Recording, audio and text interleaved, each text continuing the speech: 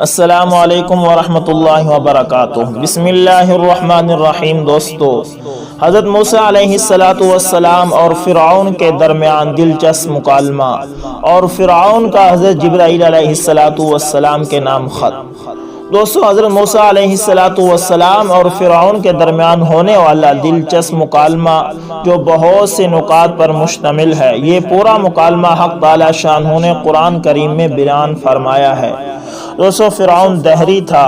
فرعون اصل میں دہری تھا۔ وہ کہتا تھا کہ خدا کوئی چیز نہیں، بس جو کوئی کسی کی تربیت کرتا ہے وہی اس کا رب ہے۔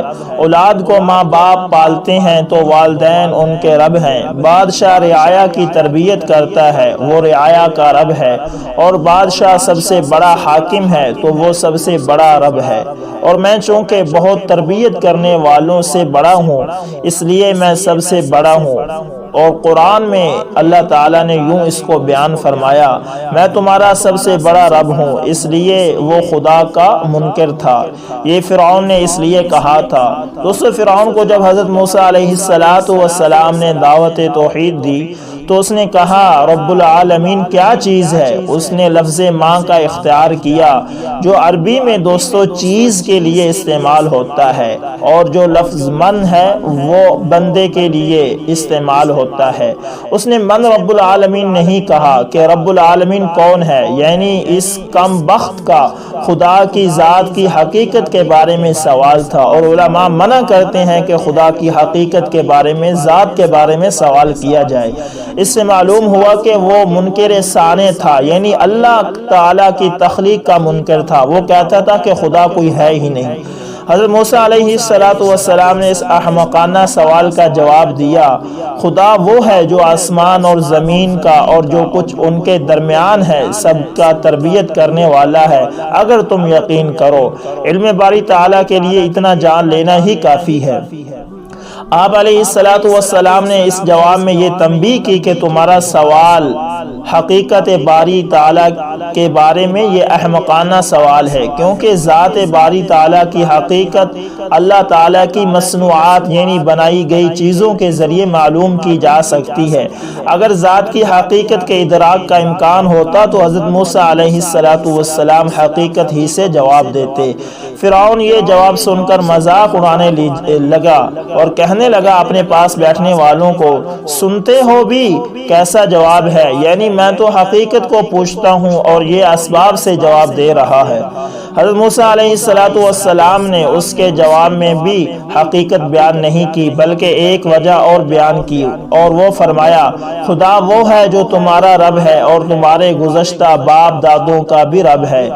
عقلی دلائل۔ فرعون اس پر جلجلا اٹھا اور کہنے لگا، اے لوگو، تمہاری طرف جو رسول بھیجا گیا ہے وہ تو دیوانہ ہے۔ میرا سوال کچھ ہے، ان کا جواب کچھ ہے۔ حضرت موسیٰ علیہ السلام کے ان جوابات سے ایک حقیقت تو یہ واضح ہوئی کہ حقیقت باری تعالیٰ کا ادراک ممکن نہیں، یعنی ذات باری تعالیٰ کا ادراک ممکن نہیں۔ دوسرے جو جوابات دیتے ہیں وہ وجود باری تعالیٰ کے ثبوت کے لیے بالکل کافی اور مشہد تھے۔ پھر اس کے کہنے کے مطابق اگر تربیت کرنے والا ہی خدا ہوتا تو بتاؤ کہ یہ آسمان اور زمین اور ان کے درمیان جو اشیاء ہیں ان کو کس نے پیدا کیا؟ ظاہر ہے تم نے تو ان چیزوں کو پیدا نہیں کیا۔ بتاؤ آسمان میں سورج اور چاند، ستارے، ہوا، پانی اور آگ وغیرہ اشیاء کس نے پیدا کی؟ تم ان کے خالق ہونے کا دعویٰ نہیں کر سکتے، کیونکہ یہ چیزیں کسی کے تابع نہیں ہیں سوائے حق تعالی جل جلالہ کے، اور مخلوق کا خالق کے تابع ہونا ضروری ہے۔ جب ان کا کوئی رب نہیں اور کسی نہ کسی رب کا ہونا ضروری ہے، لہذا کوئی اور ہی ان کا رب ہوگا۔ اس کے علاوہ زمین جو کچھ اگاتی ہے، پھل ہیں، سبزیاں ہیں، درخت ہیں، غذائیں ہیں، جو کچھ تم کھاتے ہو وہ کس نے پیدا کیا؟ اگر کہو کہ کاشتکار نے پیدا کیا تو کاشتکار نے تو صرف بیج ڈالا اور مٹی کو کرید کر پانی ڈالا۔ مٹی سے باہر نکلنے والی کونپل کہاں سے آ گئی؟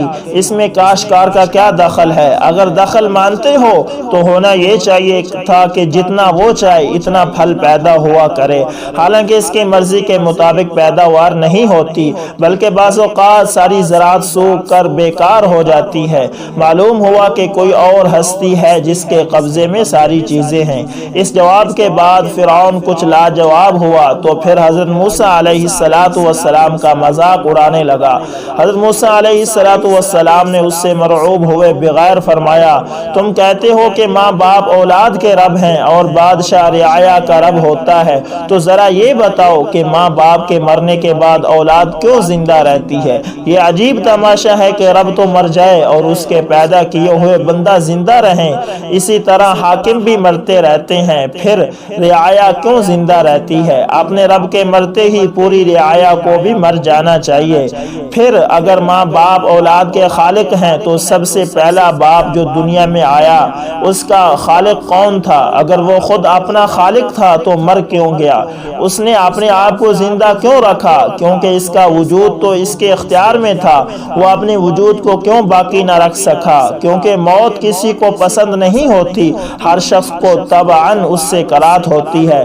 معلوم ہوا کہ تمہارا اور تمہارے آباء و اجداد کا وجود تمہارے اور ان کے اختیار میں نہیں ہے، لہٰذا نہ یہ اپنے خالق ہو سکتے ہیں نہ کسی غیر کے، تو معلوم ہوا کہ تمہارا اور تمہارے آباء و اجداد کا رب کوئی اور ہے، بس وہی رب العالمین ہے۔ فرعون جب اس پر بھی لاجواب ہو گیا اور وہی مرغی کی ایک ٹانگ ہانکتا رہا کہ یہ تو ذات کا جواب نہیں ہوا، میں نے تو ذات باری تعالیٰ کے بارے میں پوچھا تھا، تو حضرت موسیٰ علیہ السلام نے تیسری وجہ اور بیان فرما دی۔ قرآن کہتا ہے، خدا وہ ہے جو ہر مشرق اور مغرب کی اور جو کچھ ان کے درمیان ہے ان کی تربیت کرتا ہے۔ اس کی بھی اگر تم عقل ہو تو اسی سے سمجھ لو، کیونکہ سورج کے طلوع اور غروب پر اور موسموں کی تبدیلیوں پر کسی انسان کو اختیار نہیں ہے۔ ہر شخص چاہتا ہے کہ گرمی کی تپش سے اور سردی کی جمع دینے والی ٹھنڈک سے محفوظ رہے۔ پھر اگر تم اپنے آپ کو رب کہتے ہو تو ان موسموں کو، رات اور دن کے تغیرات کو کیوں نہیں روک سکتے؟ خدا تو وہ ہے جو کبھی نہ سوتا ہے، نہ کھاتا ہے، نہ پیتا ہے، تم پر نیند کیوں غالب ہو جاتی ہے؟ خدا تو کبھی مغلوب نہیں ہوتا، وہ تو ہر چیز پر اختیار اور قدرت رکھتا ہے، بس وہی رب العالمین ہے۔ اب تک تو فرعون حضرت موسیٰ علیہ السلام کے جوابات اپنی جھلاٹ کے باوجود غور سے سنتا رہا، لیکن اب غصہ اس پر غالب آ رہا تھا تو اس نے اپنی شاہی قوت سے کام لینا چاہا اور کہا، بس زیادہ نہ بولو، اگر میرے سوا کسی کو خدا بتاؤ گے تو میں تمہیں جیل خانے میں بھجوا دوں گا۔ حضرت موسیٰ علیہ السلام یہاں بھی اس سے دبے نہیں بلکہ فرمایا، اگر میں کوئی صریح دلیل پیش کر دوں، مطلب یہ کہ اگر میں کوئی ایسا عمل ظاہر کر دوں جس سے رب العالمین کی قدرت اور میری رسالت کا حق ہونا سب کے سامنے آ جائے، تب بھی تو نہ مانے گا اور خواہ مخواہ اپنی بات پر اڑا رہے گا۔ اس کے بعد فرعون نے کہا کہ اگر نبی ہو تو پھر اپنا کوئی معجزہ دکھاؤ۔ آپ علیہ السلام نے اپنے معجزے دکھلائے، اپنا عصا کو زمین پر ڈال دیا، وہ زندہ اژدہا بن گیا، جس کو دیکھ کر فرعون ڈر کر بھاگنے لگا، اسی سے اس کی ساری خدائی ڈھیلی ہو گئی۔ دوستو، اسی طرح ایک اور واقعہ نقل کیا جاتا ہے۔ جب فرعون تخت سلطنت پر بیٹھ کر خدائی کا دعویٰ کرتا تھا تو حضرت جبرائیل علیہ السلام آدمی کی شکل میں اس کے پاس یہ فتویٰ طلب کرنے کے لیے تشریف لے گئے کہ کیا فرماتے ہیں بادشاہ اس غلام کے بارے میں جو اپنے مولا کے دیے ہوئے مال اور اس کی نعمتوں میں پلا پڑا، پھر اس نے اپنے مولا کی ناشکری کی اور اس کے حقوق کا انکار کرتے ہوئے خود اپنی سیادت یعنی اپنی ربوبیت کا اعلان کر دیا، بلکہ خدائی تک کا دعویٰ کرنے لگا۔ تو فرعون نے اس کا جواب یہ لکھا کہ ایسا غلام جو اپنے مولا کی ناشکری کر کے اپنے مولا کا باغی ہو گیا، اس کی سزا یہی ہے کہ وہ دریا میں غرق کر دیا جائے۔